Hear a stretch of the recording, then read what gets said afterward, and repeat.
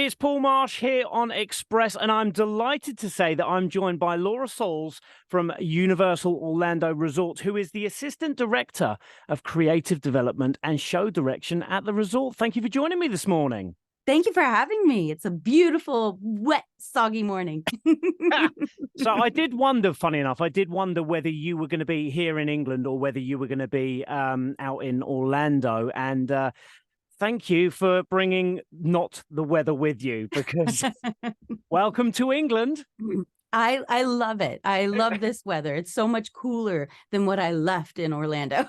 You know what? It's funny. I've got friends from Dallas in Texas, and they all say the same thing, that they just can't get enough of the English weather because it's so awful. It's beautiful. It's beautiful. So we're sitting here in a rainy day in August. Of course, what are we here to talk about? We're here to talk about Halloween and horror movies and spooky goings on, because I know, see, this is the thing. Now, if you're a true horror fan, it's like when they say a puppy is not just for Christmas. If you're a true horror fan, scary movies and ghostly goings on are not just for Halloween, are they? Correct, Paul. We like the spooky all year long.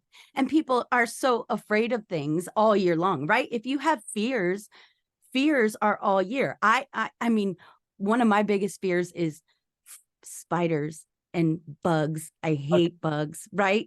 And our research shows that a lot of people dislike creepy crawly things and spiders and things. So we do spooky all the time, and we're in spooky all the time, right?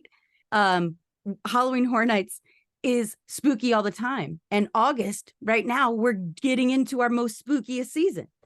Do you think that because, I mean, I say this with my tongue firmly in my cheek because of the weather at the moment, allegedly August is supposed to be nice and sunny and hot and everything else like that.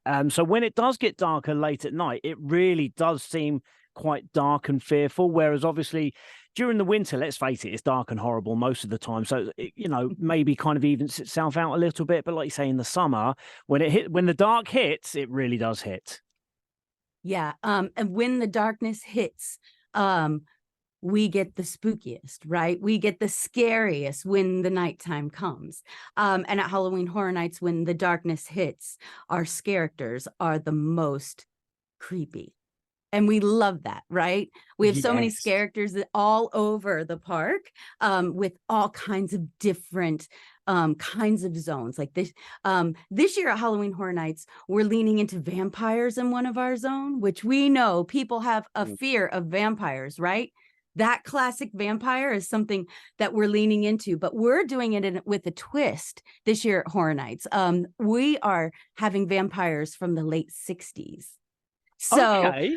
Yeah, Vamp 69 Summer of Blood is one of our scare zones, and we know people are afraid of vampires, so we wanted to lean into vampires this year at Halloween Horror Nights.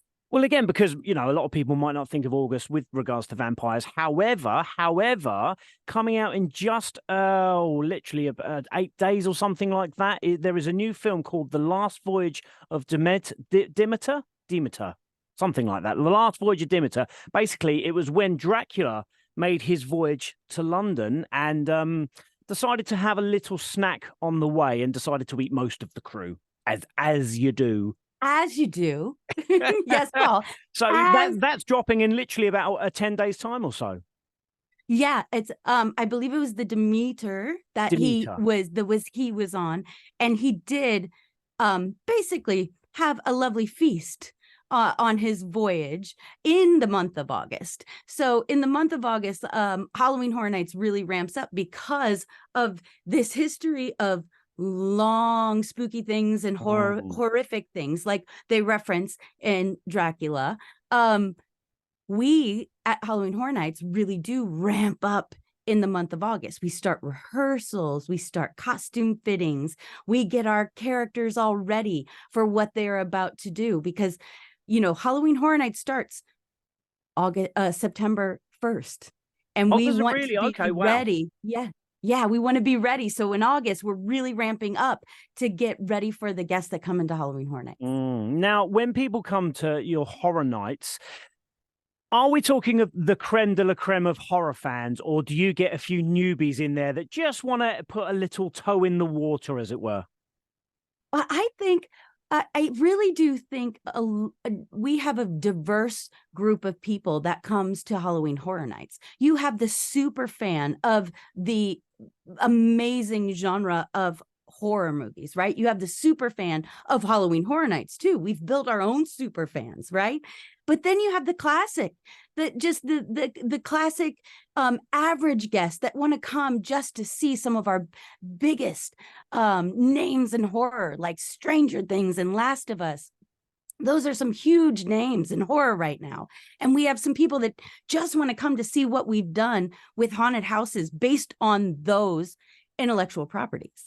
Now, I want to ask your opinion on something. There's a big thing in horror at the moment with elevated horror, which is not about the schlocky jump scares and all of that. It's supposed to be make you feel very uneasy and make you, there's no big boos and things like that. It's supposed to just make you feel very, very uneasy. Which are you? Are you the new elevated horror, or do you love the old school jump scares? I think a good jump scare is really integral to our scare, especially in our haunted houses. At Halloween Horror Nights, the haunted houses give you that nice jump scare. But when you're out in the scare zones, you can get a bit of that more voyeuristic and kind of creepy feel. Mhm. But, everybody loves a good jump scare. Yes, absolutely. I couldn't agree more. Now, the irony of us talking today on August the 2nd is, of course, it is the birthday of one of the all-time greats.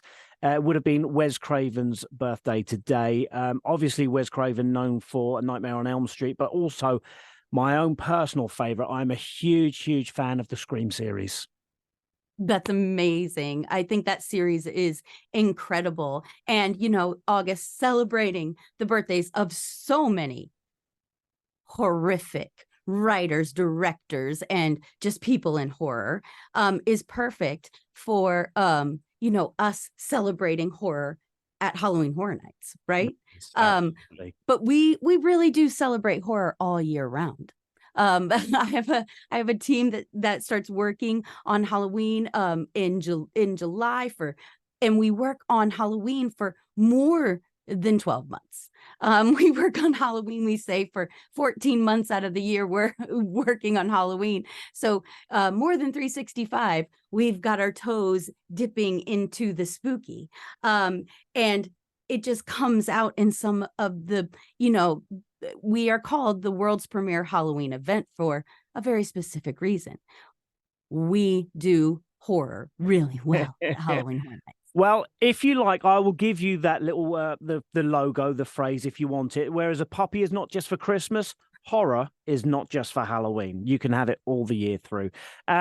I've absolutely loved talking to you, Laura, and I wish that I could talk to you all day because I could really get geeky with a lot of things, but unfortunately we don't have time. So if people are, they've heard us having a chat about what you've got going on over in Orlando, they want to either find out a little bit more or they want to come and see it for themselves, where's the best place that they can go and do that?